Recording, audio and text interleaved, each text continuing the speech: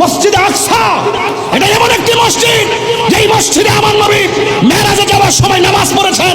এই মসজিদ সেই মসজিদ যেই মসজিদের পাথরগুলো একদম সমুদ্রের তলদেশ থেকে জিনদের মাধ্যমে উঠানো হয়েছে। প্রত্যেকটা পাথরে সূরা ইয়াসিন লেখা ছিল। এমন মসজিদ, এই মসজিদ সেই মসজিদ যেই মসজিদ মুসলমানদের প্রথম কিবলা ছিল।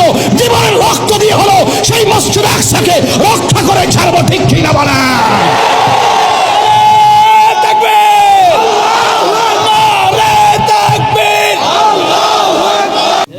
এবার মিল্লামিশা চলেন, সবাই মিল্লামিশা লন, আমরা ফিলিস্তিন যাই। কতক্ষণ ঠিক না বেঠি? পরিষ্কার কথা। আসেন, বসেন, কথা বলেন। আসেন, আমরা কি ধারণ করি বুঝা যান। বয়েথের বাংলার জমিনে স্যার তিন বেলা খায়া খায়া খালি ফেসবুকে লিখলে চলতো না, ডাইরেক্ট চলে আমরা যাই। আমরা প্রস্তাব করে আমরা পাঠাই দেন, শুধুমাত্র বেশি আমরা ট্রেনিং লাগতো না, ডাইরেক্ট সমান করে বললাম। কথা ঠিক